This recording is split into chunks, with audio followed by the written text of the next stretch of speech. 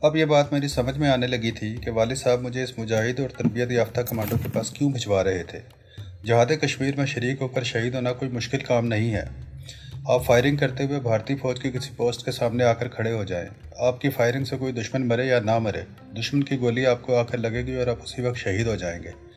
आपकी शहादत में किसी को ज़रा सा भी शक नहीं होगा, लेकिन इस शहादत का आज़ादी कश्मीर की तहरीक को कोई फ़ायदा नहीं पहुंचेगा।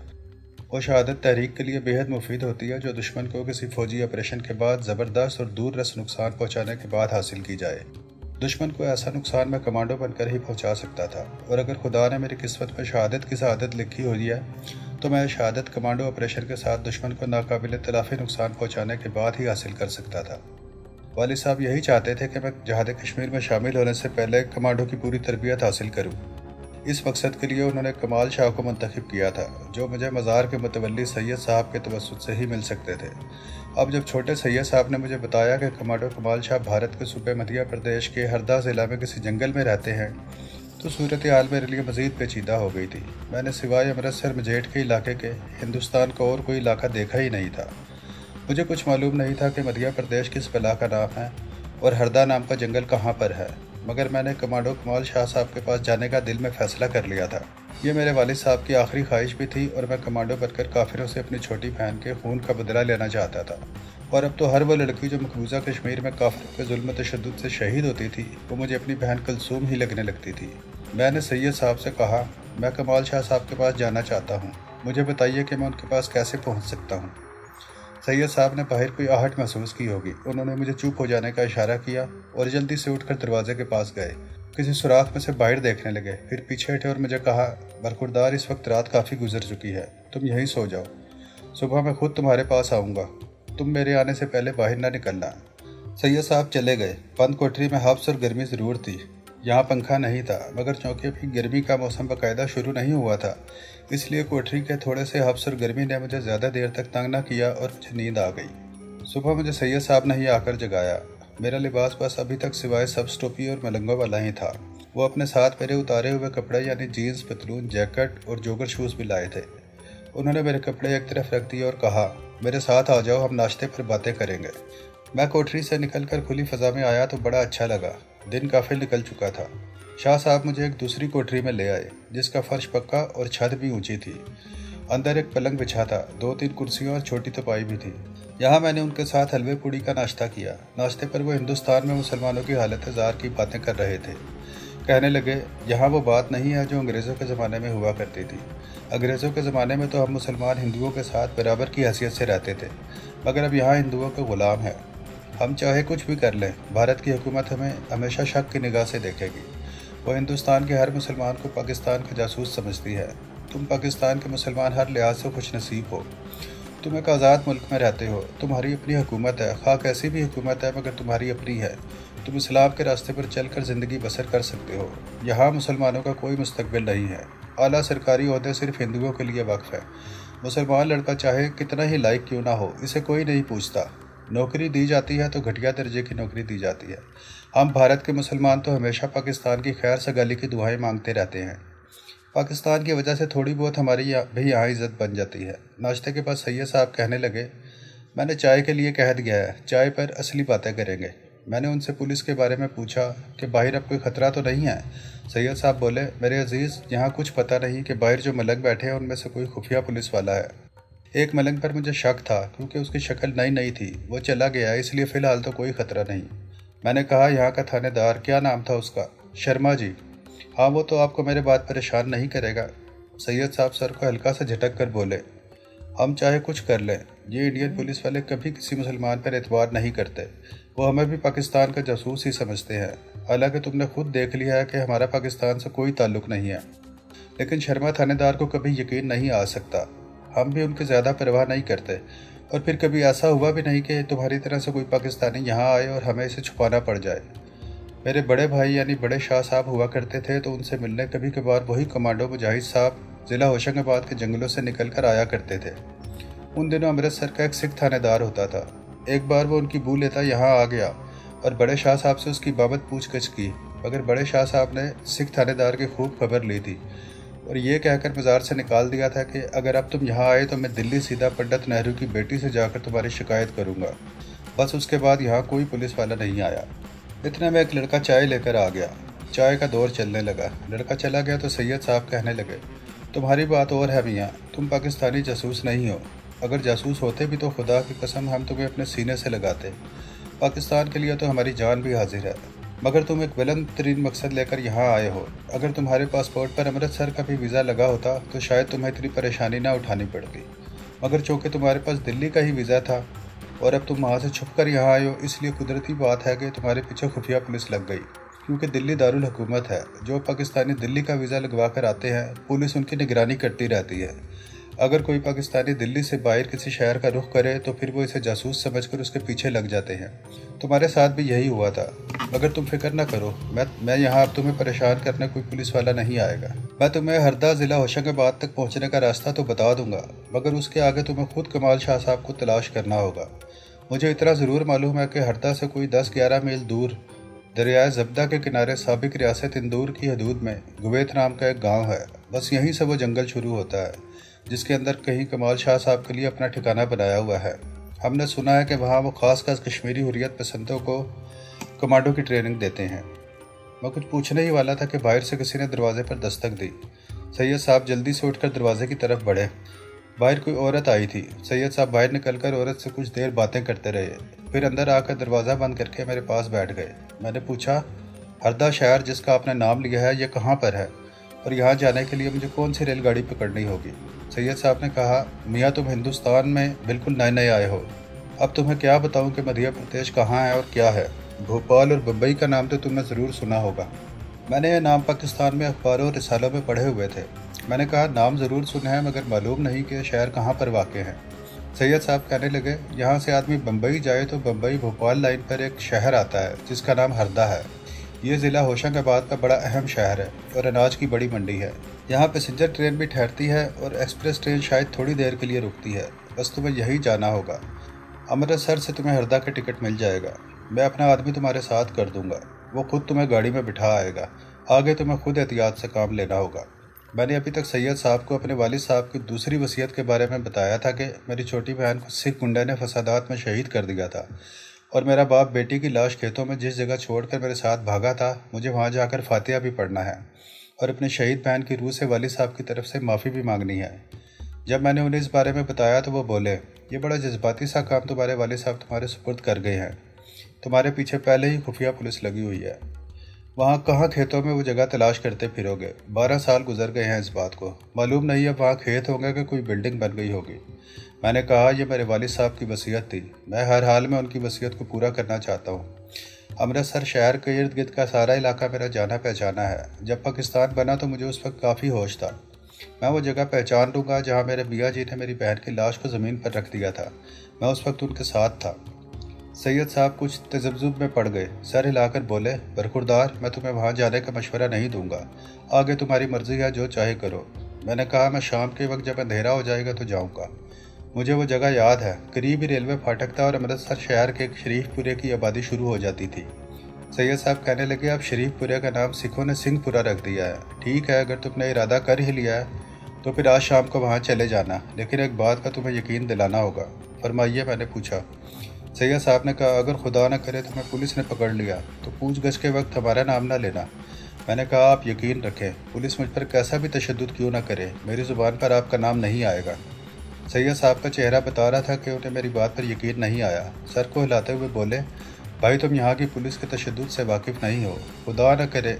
और वह सर झुकाए उठकर चले गए। दोपहर तक मैं उसी कमरे में रहा। फिर सैयद साहब आ गए। कहने लगे, जितना कुछ मैंने अपने तौर पर पता कराया है, इससे तो यही जाहिर होता है कि अमृतसर पुलिस को यकीन हो गया है कि तुम अमृतसर से निकल चुके हो। अब ऐसा है कि मैं चाहता हूँ यह काम तुम आज शाम ही कर लो, मगर तुम्हारा अकेले ही जाना बेहतर होगा। मैं सूरज गुरूब होने तक वहीं इसी कमरे में रहा। जब सूरज डूब गया तो और शाम का हल्का हल्का अंधेरा फैलने लगा तो मैं सैयद साहब को बताकर मज़ार से निकल खड़ा हुआ। मैं जीन्स और जैकेट वाले लिबास में ही था। मज़ार वाले मैदान को पार करने के बाद मैं गंदे नाले के साथ साथ चलने लगा। मुझे मालूम था कि यह नाला आगे की तरफ जाता है। इस नाले ने मुझे जीटी रोड पर पहुंचा दिया। अभी इतना अंधेरा नहीं हुआ था, सड़कों पर ट्रैफिक जारी थी। मैं जीटी रोड पर रामतलाई तक चलता गया। यहाँ से मैं बाईं जानिब रेलवे फाटक की तरफ हो गया। मेरे अंदाजे के मुताबिक कोई खुफिया पुलिस वाला मेरा ताक़ुब नहीं कर रहा था। रेलवे फाटक पर आकर मैंने सामने की जानिब देखा, जिधर आगे जाकर मझेट जाने वाली रेलवे लाइन आ जाती थी। यहाँ खेतों की एक तकून सी बनी हुई थी। हैरत की बात यह है कि यहाँ अभी तक खेत ही थे, कोई नई बस्ती नहीं बनी थी। मैं याददाश्त के सहारे इन खेतों में आ गया। चलते चलते उस मुकाम पर पहुँचा जहाँ से मेरे बाप ने मुझे और मेरी छोटी बहन कुलसूम का बाजू पकड़ कर रेलवे लाइन पार की थी। आगे जो छोटी सी कच्ची मस्जिद हुआ करती थी वो अब वहाँ नहीं थी। अमरूदों के बाग भी वैसे के वैसे ही थे। आगे वो खेत आ गए जहाँ मेरा बाप हमें लेकर भागा था और सामने से एक घुड़सवार सिख घोड़ा दौड़ाता आया था और उसने मेरी बहन की गर्दन पर तलवार का वार किया था। यहाँ से मेरा बाप मेरी जख्मी बहन को उठाकर खेतों में भागता हुआ चला गया था। मैं रोता हुआ उसके साथ साथ भाग रहा था। मैं एक जगह रुक गया। मैं अपने जहन पर जोर डालकर सोचने लगा, क्या यही वो जगह है जहाँ मेरी प्यारी बहन की लाश हम छोड़ गए थे। पूरा यकीन नहीं आ रहा था। मैं कुछ कयास कर रहा था, कुछ अंदाज़ा लगा रहा था। शाम का अंधेरा भी गहरा हो गया था। खेतों पर रात की अव्वली अंधेरे की चादर सी फैलने लगी थी। अचानक मुझे चमेली के फूलों की हल्की सी महक आई। मैंने कोई ख्याल ना किया। मैंने सोचा हो सकता है इधर उधर किसी खेत में चमेली लगी हो और ये उसके फूलों की खुशबू हवा के साथ आ गई हो। मैंने दूसरे खेत में जाने के लिए कदम उठाए तो चमेली की खुशबू तेज़ हो गई। बिल्कुल इस तरह लगने लगा जैसे किसी ने चमेली के फूल मेरे चेहरे के करीब कर दिए हों। एकदम से मुझे याद आ गया कि मेरी छोटी बहन कुलसूम बालों में चमेली का तेल लगाया करती थी। मैं वहीं साकत सा हो गया। चमेली की खुशबू पहले से ज़्यादा तेज़ हो गई थी। मुझे ऐसा महसूस हुआ जैसे मेरी शहीद बहन की रूह मेरे पास खड़ी है। मेरी आंखों में आंसू आए। यकीनन यही वो जगह थी जहां हम कुलसूम की लाश छोड़कर चले गए थे। मैंने दोनों हाथ उठाकर फातिहा पढ़ी और मेरी आंखों से आंसू बह रहे थे। मैंने बुलंद आवाज़ में कहा, कुलसूम, मियाँ जी ने कहा था कि मुझे माफ़ कर देना। मैं तुम्हारी मैयत बेगौर कफन छोड़ कर आया था। मेरी बहन, मुझे भी माफ़ कर देना। और मैंने रोते रोते वही खेत में बैठ गया और मिट्टी को हाथ लगाकर अपने हाथ को बार बार चूमने और अपनी शहीद बहन से माफ़िया मांगने लगा। मैं देर तक खेत में बैठा दोनों हाथ अपने चेहरे पर रखे रोता रहा। जब मेरा गम कुछ हल्का हुआ तो आहिस्ता आहिस्ता चलता खेत से बाहर निकल आया। उस वक्त चारों तरफ रात का अंधेरा फैल चुका था। मैंने महसूस किया कि चमेली की खुशबू मेरे साथ साथ आ रही थी। जब मैं रेलवे फाटक पर पहुंचा तो चमेली की खुशबू पहले से हल्की हो गई थी। मैं जीटी रोड पर आया तो चमेली की खुशबू मुझसे जुदा हो गई। अपनी शहीद बहन को याद करके मेरी आंखों में एक बार फिर आंसू आ गए। मैंने रुक कर पीछे देखा। पीछे अंधेरे में टाली के दरख्तों के हेवले नजर आ रहे थे। मैंने आह भरकर कहा, अलविदा मेरी बहन, अब हशर के रोज़ मुलाकात होगी। जिस वक्त मैं मज़ार पर वापस आया तो मज़ार की बत्तियां रोशन थीं। सैयद साहब मज़ार के बाहर एक तरफ बेचैनी से टहलते नजर आए। मुझे देखकर जल्दी से मेरे पास आए और सख्त नाराज़ होकर बोले, तुमने कमाल कर दिया, इतनी देर लगा दी। मैं तो सख्त परेशान हो गया था। जल्दी से पीछे क्वार्टरों वाली कोठरी में चले जाओ, तुम्हारे पीछे तो कोई नहीं लगा हुआ। मैंने कहा, मेरा नहीं ख्याल मेरे पीछे कोई हो। खुदा के वास्ते जल्दी से अंदर जाओ, मैं आता हूँ। ये कहकर सैयद साहब मज़ार के अंदर चले गए। मैं दूसरी तरफ वाले दरेक के दरख्तों में से गुजरकर अकबी क्वार्टर नुमा कोठरी में आ गया, जिसका दरवाज़ा खुला था। थोड़ी देर बाद सैयद साहब भी आ गए। उन्होंने वास्कट की जेब से रेलगाड़ी का जर्द रंग का एक टिकट निकाल कर मुझे दिया और कहने लगे, यह अमृतसर से हरदा स्टेशन तक का रेल का टिकट है। ये 3rd क्लास का टिकट है। गाड़ी रात को 9:40 पर अमृतसर से रवाना होती है। तुम आज रात ही यहाँ से निकल जाओ, कहीं ऐसा ना हो कि तुम्हारे साथ हम भी किसी मुसीबत में फंस जाए। मैंने टिकट लेकर जेब में रख लिया और सैयद साहब का शुक्रिया अदा किया। उन्होंने दूसरी जेब में हाथ डालकर अपना बटवा निकाला, उसे खोला और उसमें से इंडियन करेंसी के 10-10 के 6 नोट निकाल कर मुझे दिए और कहा, काश मैं इससे ज़्यादा तुम्हारे लिए कुछ कर सकता। इसे मेरी जानिब से नज़र समझकर कबूल कर लेना। मैंने कहा, शाह जी, मेरे पास इंडियन करेंसी मौजूद है, आप जहमत न करें। मगर सैयद साहब ने रुपये वापस लेने से इनकार कर दिया। कहने लगे, इस वक्त 7:30 बजे हैं, अभी ट्रेन में काफ़ी टाइम है। मैंने खाना मंगवाया है, खाना मेरे साथ खा कर ही जाना। मैंने पूछा कि ट्रेन हरदा स्टेशन पर किस वक्त पहुंचेगी। सैयद साहब ने कहा, यह बड़ा लंबा सफ़र है मेरे अजीज़, बस तुम डब्बे के किसी कोने में बैठ जाना। जब आज की रात और कल की रात भी ट्रेन में गुजर जाए तो किसी मुसाफिर से पूछ लेना कि भोपाल कितनी दूर है। भोपाल के बाद होशंगाबाद का स्टेशन आएगा, उसके बाद हरदा का छोटा स्टेशन आएगा, बस वहीं उतर जाना। फिर उन्होंने जेब से ही छोटी सी नोटबुक निकाल कर खोली, उसमें से किसी का नाम पढ़ा और नोटबुक बंद करके जेब में रखी और मुझे कहा, हरदा जाकर एक शख्स से मिल लेना, वो मुजाहिद कमांडो कमाल शाह का ठिकाना तुम्हें बता देगा। यह आदमी 2-1 बार कमाल शाह कमांडो के साथ यहाँ भी आ चुका है। उसके आगे मेरा नाम लेना, हरगिज़ किसी और से कमाल शाह कमांडो का जिक्र न करना। मैंने सैयद साहब को यकीन दिलाया कि मैं कमाल शाह का नाम किसी के आगे नहीं लूँगा। सैयद साहब कहने लगे, उस शख्स का नाम।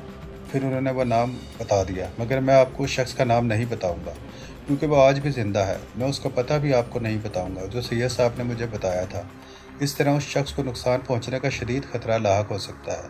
मैं उस शख्स का फर्जी नाम जमील रख लेता हूँ। सैयद साहब ने मुझे जमील का पूरा एड्रेस भी बता दिया और कहा, दुनियावी अखलाक के एतबार से जमील की शोहरत अच्छी नहीं है। वो बदमाश टाइप आदमी है, मगर पाकिस्तान का सच्चा आशिक है और कश्मीर के जहाद में भी हिस्सा ले चुका है। हो सकता है वो तुम्हें खुद लेकर कमांडो कमाल शाह के पास न जाए, मगर तुम्हें उसका ठिकाना बता देगा। मैंने सैयद साहब से कहा कि मुझे जमील का नाम और पता कागज़ पर लिख दें। उन्होंने कहा, नहीं, तुम दुश्मन मुल्क में हो और तुम्हारे पास हरदा भोपाल वगैरह का वीज़ा नहीं है। तुम जमील का नाम पता अच्छी तरह जहन नशीन कर लो। मैं अपने जहन में जमील का नाम और उसका एड्रेस दोहराने लगा। मुझे सब याद हो गया। इतना में खाना आ गया। मैंने सैयद साहब के साथ खाना खाया। इतनी देर में रात के 8:45 बज गए। सैयद साहब बोले, अपना पासपोर्ट संभाल कर रखना, ये पाकिस्तानी पासपोर्ट है। अगर रास्ते में कोई पूछ भी ले तो कह देना कि मैंने दिल्ली का वीज़ा लगवाया था, मगर भोपाल की सैर करने आ गया हूँ। इससे ज़्यादा और कोई बात ना करना। अब तुम यहाँ से सीधा रेलवे स्टेशन पर चले जाओ। बम्बई जाने वाली गाड़ी यहीं से तैयार होती है। कुली से पूछ लेना, ये ट्रेन किसी न किसी प्लेटफॉर्म पर एक तरफ खड़ी होगी। मुसाफिर भी बैठे होंगे। तुम भी 3rd क्लास के डब्बे में किसी कोने में दुबक कर बैठ जाना और ज़्यादा बाहर ना फिरना। फिर उन्होंने मुझसे पूछा कि क्या मुझे अमृतसर स्टेशन का रास्ता मालूम है। मैंने कहा, जी हाँ, जब मैं 6ठी जमात में पढ़ता था तो अपने वालिद के साथ यहीं से गाड़ी में बैठकर लाहौर जाया करता था। बस ठीक है, लो फिर खुदा हाफिज़। मैं पहले निकल जाता हूँ। तुम कोठरी से निकलकर पिछली तरफ से ग्राउंड पार करके सीढ़ियों वाले पुल की तरफ चले जाना। सैयद साहब ने मुझे गले लगाया, फिर मुसाफा किया और खुदा हाफिज़ कहकर बाहर निकल गए। मैं उनके जाने के 2 मिनट बाद कोठरी से निकलकर मज़ार के पीछे जो दरख्त थे उनके दरमियान से होता हुआ ग्राउंड में आ गया। ग्राउंड के आगे रेलवे लाइन की ऊंची दीवार थी। ज़रा आगे सीढ़ियों वाला पुल था जो रेलवे यार्ड के ऊपर बना हुआ था।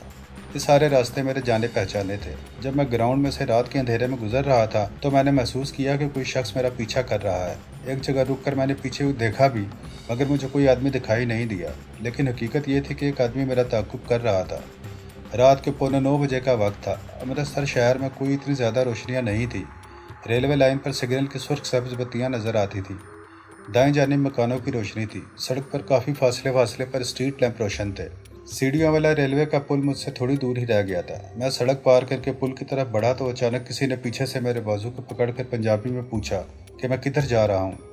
एक सेकंड के लिए मेरा जिस्म खौफ के मारे बेजान सा हो गया। वो आदमी मेरे सामने आ गया था। ये वो हिंदू नहीं था जो इससे पहले मेरे ख्याल के मुताबिक दिल्ली से मेरा पीछा कर रहा था और जिसने मुझे गिरफ्तार कराने के लिए मज़ार पर भी छापा डलवाया था। यह आदमी भी हिंदू था, सिख नहीं था, मगर जवान और अच्छे डील डोल वाला था। तंग हिंदुआना पजामा और कुर्ता पहना हुआ था, ऊपर सदरी पहन रखी थी। उसका एक हाथ सदरी की जेब में था। मैंने घबराहट पर बहुत हद तक काबू पा लिया था। मैंने भी पंजाबी में बड़े एतमाद से कहा, घर जा रहा हूँ। कहाँ है तुम्हारा घर? वो मेरे बिल्कुल सामने था। उसने मेरा एक बाजू अभी तक अपनी गिरफ्त में ले रखा था। मैंने बाजू छुड़ाने की कोशिश करते हुए कहा, तुम मेरा बाजू तो छोड़ो, मेरा घर यहीं सैनमा के पास है। वह शख्स बड़ी अय्यारी से मुस्कुरा रहा था। उसने मुझसे मेरा नाम पूछा। मैंने फ़ौरन कहा, मोहन चंद। मोहन चंद नाम का एक लड़का मुजेट के स्कूल में मेरे साथ पढ़ा करता था। इस वक्त अचानक मुझे उसका नाम याद आ गया था। इस आदमी ने एक हाथ से मेरा बाजू पकड़े रखा, दूसरा हाथ जो उसकी सदरी में था उसने बाहर निकाला तो उसमें एक पिस्तौल था। कहने लगा, तुम्हें मेरे साथ थाने चलना होगा, वहाँ तुम अपना असली पाकिस्तानी नाम बताओगे। मेरे जिस्म में सर्द लहर सी दौड़ गई। थाने जाने का मतलब यह था कि पुलिस को मालूम हो जाता कि मैं पाकिस्तानी हूँ। पासपोर्ट पर दिल्ली का वीज़ा लगा था, मगर मैं गैर कानूनी तौर पर अमृतसर आ गया हूँ। पुलिस ने ज़ाहिर है मुझे पाकिस्तानी जासूस समझकर गिरफ्तार कर लेना था और फिर मुझ पर तशद्दुद और अज़ियतों का एक नाकाबिल ख़त्म सिलसिला शुरू हो जाता। एक सेकंड में मुझे अपने मकासद और उम्मीदों के महल मसमार होते नज़र आए। एक बात बिल्कुल वाज़ेह थी कि मैं उस शख्स से बच नहीं सकता था। वो खुफिया पुलिस का आदमी था और पुलिस मेरी तलाश में मज़ार पर पहले भी छापा मार चुकी थी।